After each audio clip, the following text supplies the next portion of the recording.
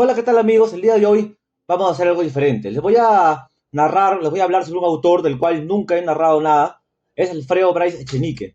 Este reconocido novelista peruano, em, famoso por su novela Un mundo para Julius, entre otras, y también por ser autor de muchos libros de cuentos, como por ejemplo Huerto Cerrado, este de aquí, Guía Triste de París, La Felicidad Jaja, y aquí también está su novela La Última Mudanza de Felipe Carrillo.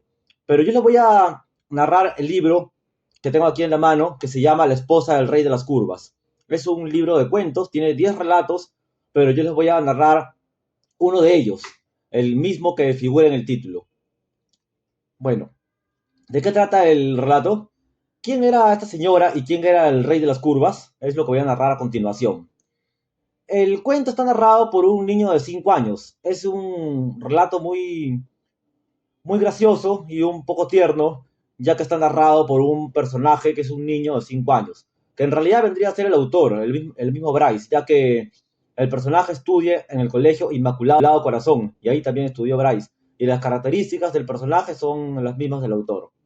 Bueno, nos cuenta la historia de un niñito de 5 años que, estudiando en este colegio, se caracterizaba por ser un narrador de historias. Le gustaba ir a clases y embelezaba a sus demás compañeritos contando historias, cuentos y toda clase de leyendas, así que algunos increíbles, ¿no? Entonces él lograba captar la atención de, del público con estas historias. Todo esto sucedía allá por los años 1944.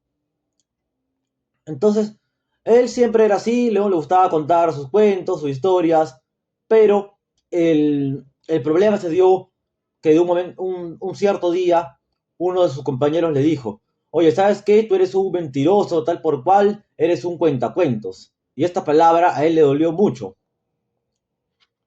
Algunas partes del relato también las voy a leer para que les quede más claro.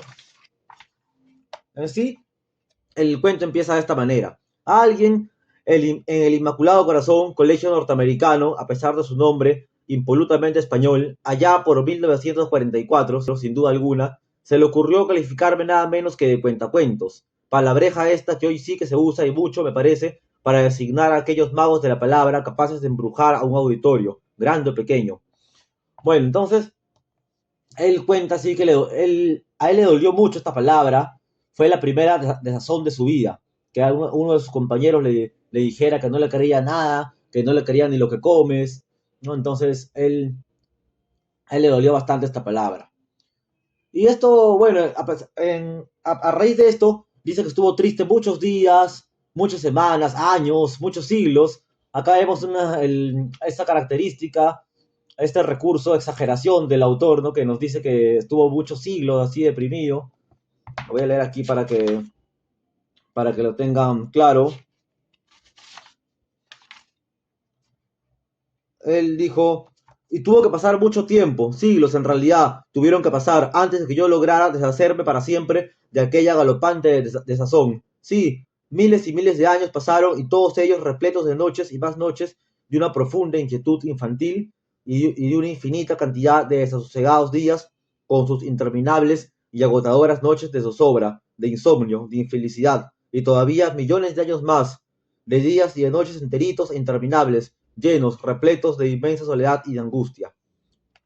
Cuenta que pasó días muy tristes hasta la tarde aquella en que una monjita con la cual enseñaba a tocar el piano se le acercó y escuchó uno de sus cuentos.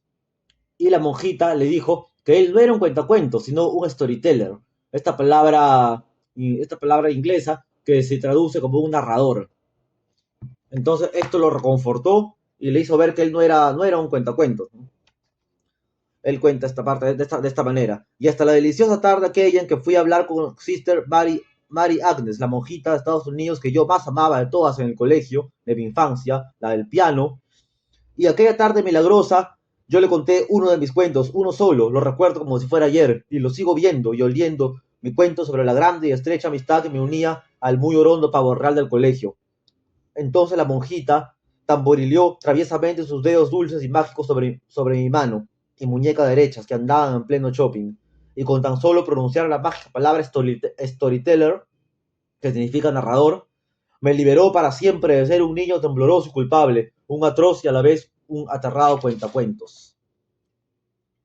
Bueno, entonces él a partir de ese momento dice que las palabras mentiroso, cuentacuentos, farsante, todas esas palabras que sus compañeros le decían desaparecieron para siempre. Y él se envalentonó, se sintió más se sintió un narrador con todas las de la ley, ¿no? Se sintió un narrador, un futuro escritor, un storyteller, ¿no? Entonces él a partir de ese momento llegó al colegio y empezaba a contar su historia más animado que nunca y los chicos le creían. Bueno, uno que otro no le creía, pero de todas maneras lograba captar la atención de la mayoría, ¿no? De todo el público. Entonces, bueno, hay que cuenta, el autor hace una digresión, o sea, una parte, para contar que él más tiempo más adelante leyó a Albert Camus, este autor francés, y nos da una buena frase que dice que un hombre puede conocer el inicio de su vida, pero no puede saber la desembocadura del río de su vida en la nada final. O sea, dice que la vida es un absurdo, que el hombre conoce el comienzo, pero no conoce el final. Todo esto según el autor Albert Camus. Entonces, bueno, después de que pasó este episodio con la monjita, él se sintió más envalentonado y siguió narrando en el colegio todos los días sus historias. Narró todas sus historias y lograba captar la atención de sus compañeros. Y nos cuenta también esta parte importante. Y así pues, y volviendo ahora nuevamente a aquel 1944 de mis 5 años y el Colegio Inmaculado Corazón, resulta nada menos, siempre según Camus, claro está, que yo a la tierna edad de 5 años ya era todo un tremendo rebelde metafísico. Y vean ustedes ahora cómo. O sea, este autor francés dice que los escritores eran rebeldes metafísicos porque a través de la escritura se revelaban a su vida real, ¿no? Que al destino absurdo del hombre, ¿no? Se revelaban ante eso a través de la escritura, creando mundos diferentes, ¿no? Historias diferentes. Bueno, el punto es que en esta parte de la historia aparece el papá del niño, ¿no? Porque dice que a los 5 años todos los niños necesitan un héroe, a quien admirar, a quien idolatrar, a quien adorar. Pero su papá era un tipo aburrido, un tipo, muy respetuoso de las reglas. Era un tipo monse, por así decirlo. O sea, era un señor que era muy aburrido. Entonces, él no podía idolatrar a su padre, no podía admirarlo. Él necesitaba un héroe, un personaje a quien admirar.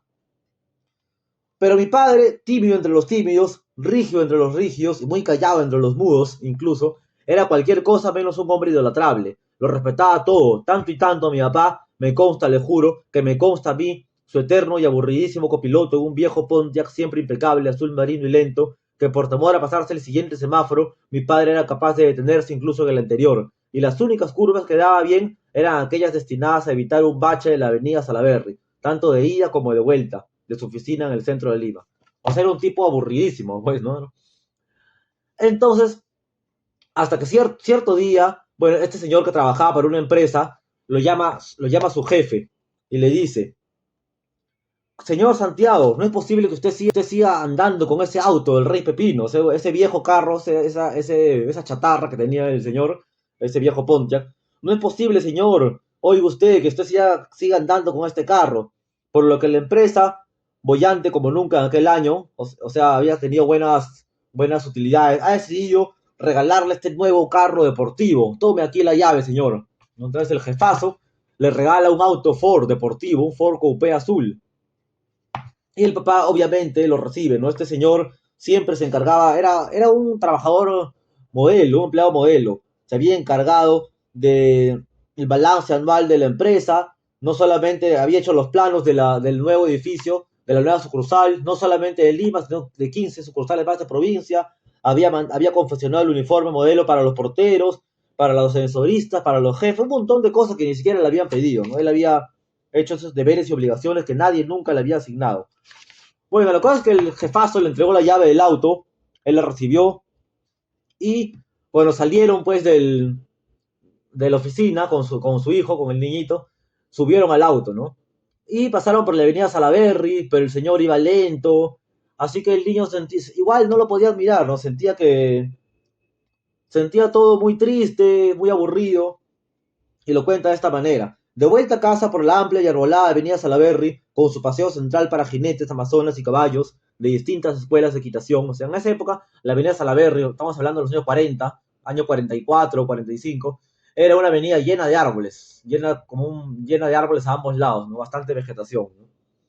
Y aquellos semáforos que eran la obsesión de mi padre, el flamante Ford Coupé y azul, no lograba entusiasmarme en lo más mínimo, ni siquiera con su olor a nuevo, con su impecabilidad, ni siquiera con su modernísimo y muy ágil diseño. Todo, pues, era bello y nuevo y elegante por la avenida Salaberry, pero todo era al mismo tiempo chato y gris y aburrido y sumamente triste, además. Todo era muy triste. No, definitivamente no había ni habría jamás manera de que mi padre fuera un héroe, mi adorado y admiradísimo héroe. Y en esas andaba, cuando de pronto, ¿quién lo hubiera jamás pensado? Mi padre habló, pero no solo habló, sino que le dijo una tras otra estas mágicas palabras de héroe.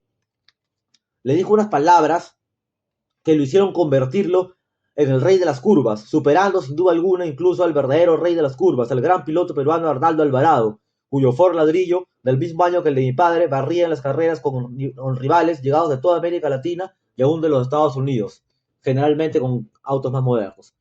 Ya, lo que pasó aquí es que el papá, o sea, le dijo unas palabras a su hijo, y con esas palabras, su hijo se empezó a alucinar y lo convirtió en este piloto peruano que existió en la vida real. El piloto peruano Arnaldo Alvarado, lo pueden buscar en Google, era un piloto campeón en esa época, en el año 1944, que competía con los mejores corredores argentinos, chilenos, brasileños, de todos lados, hasta de Estados Unidos, y les ganaba a todos. Y justamente aceleraba en las curvas, por eso se ganó el apelativo del rey de las curvas. Lo que le dijo su padre fue estas palabras: ¿y qué tal si aceleramos un poquito y vamos probando este automóvil que la empresa me ha hecho el honor de obsequiarme, a pesar de que mi viejo Pontiac, cuidándolo como es debido, aún habría tenido para rato? Ya pues papá, me sorprendí diciendo, mientras me acomodaba y hasta crecía en mi asiento de copiloto. Olvídate del Pontiac, papá, y acelera, por favor, papá, acelera. Y en ese momento su papá aceleró y ni frenó siquiera en un par de curvas por allá por el bosque Matamula. Aunque claro, no eran curvas tan cerradas como las del Arnaldo Alvarado, el rey, al menos por ahora, pero curvas eran de todos modos, y la aguja de la velocidad indicaba a cada instante 10 kilómetros más por hora. Entonces, esto fue suficiente para que nuestro querido niño lo imagine, convierta a su padre, a su humilde padre, a su aburrido padre, lo convierta en el rey de las curvas. Miren, este es otro librito que también les quería mostrar, una colección de Alfredo Bryce ilustrada. Acá se encuentra también este cuento con otro cuento más que se llama Las manías del primo Rodolfo. Miren, aquí está el niño con su papá en el auto, justo en la parte que estoy narrando. Este es el viejo Pontiac. Y después, esto cuando su imaginación lo convirtió en el rey de las curvas. Aquí pueden ver, tanta imaginación tenía este niño. Bueno, les quería hacer un paréntesis para mostrarles este librito de acá.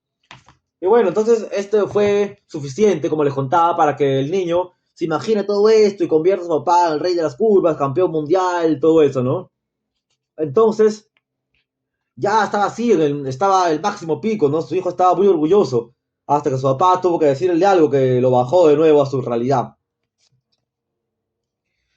Solo me quedó silencio y una muerte, la de mi querido viejo, cuando interrumpió su carrera rumbo a la gloria máxima y me dijo que era preferible llegar con unos 10 minutos de atraso a casa al tristísimo almuerzo familiar que estrelláramos y llegar en tan solo un segundo, hijo, al otro mundo. Con esto, bueno, bajó la velocidad y con esto se le bajó todo el ánimo al niño.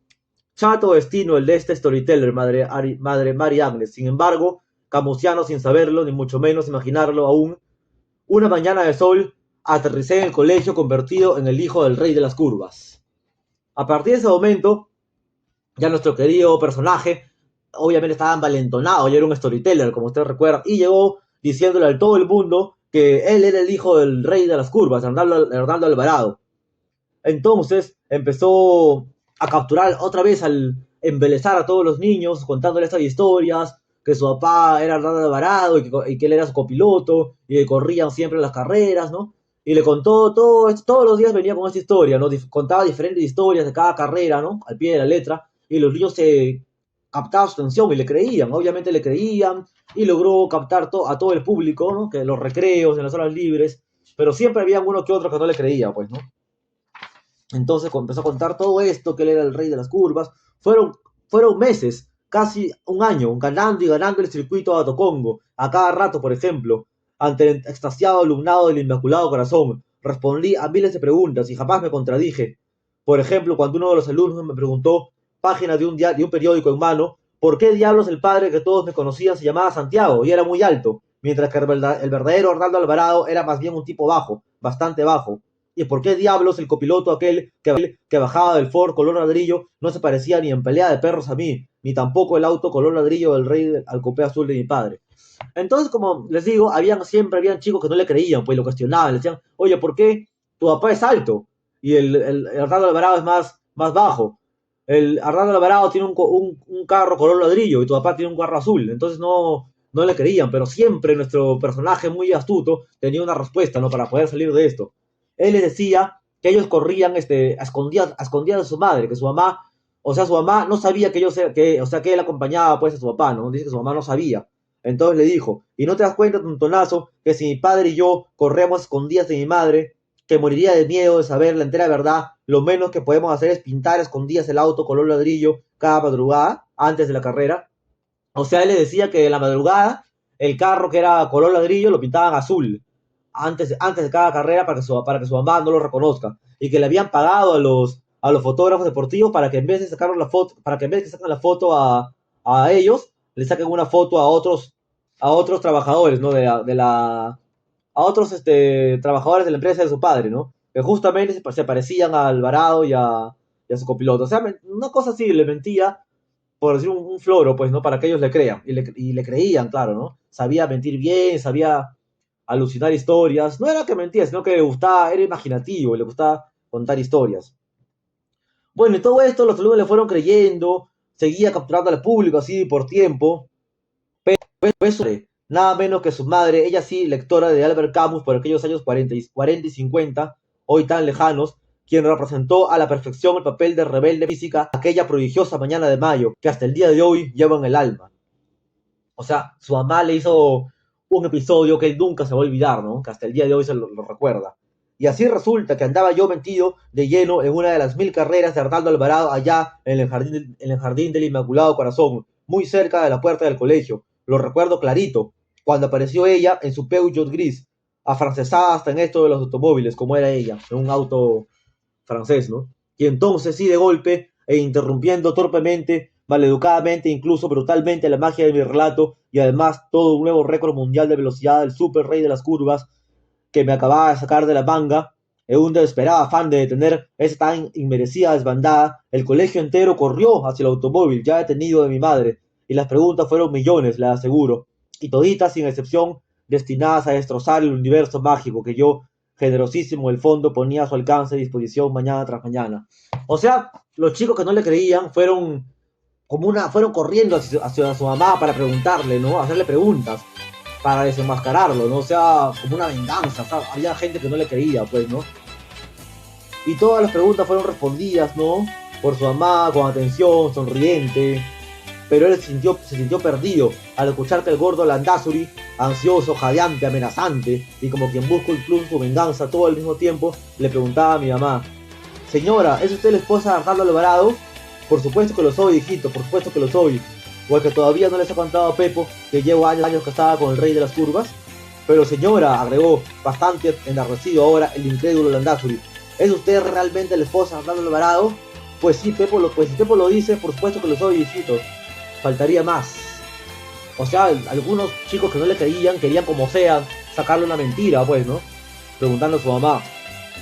Y su mamá le ayudó en esto, ¿no? Pero esto no es todo, porque mi historia en verdad solo termina en el momento en que aparece Sister Mary Agnes, la monjita aparece, saluda a Miss Alvarado y con todo el colegio Inmaculado Corazón jadeando aún, le cuenta que Storyteller Pepo cada día interpreta mejor a Shopping. Aquí termina este relato. Aquí también pueden ver una imagen, ¿sí? Donde están los alumnos preguntando, acosando a la mamá, y esta les contesta que sí, que ella es la esposa del rey de las curvas. Bueno, como pueden ver es un relato muy tierno y es un elogio hacia una madre que nunca hizo quedar mal a su hijo, sino que valora este don que él tiene para contar historias, que a futuro sería un gran escritor, como lo es hoy en día Bryce Echenique, bueno, ya retirado, ¿no? ¿Qué podemos sacar de esta historia? Es una historia también, ¿no? Una historia evocativa, de la vida real, pero más que todo es como una anécdota, ¿no? Una anécdota que el autor recuerda en sus lejanos años de su niñez, allá en el Inmaculado Corazón, pero es un elogio también, ¿no? Una madre que valora el talento innato que tiene su hijo.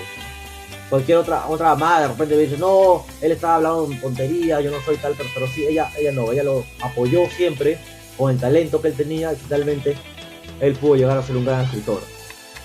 Bueno, si han escuchado quizá algo así o les ha pasado algo como esto o lo contrario, espero sus comentarios. Y les recomiendo el libro. Aquí está, La esposa del rey de las curvas, y aquí también. Viene en esta colección que, bueno, salía antes en los kioscos, pero actualmente ya, si ustedes lo encuentran en otro lado, quizá en Amazonas o en Kilka, recomiendo que lo compren, porque esta colección actualmente ya no está disponible en los kioscos. Lo recomiendo, La esposa del rey de las curvas, Alfredo Bryce Echenique. Gracias, hasta la próxima.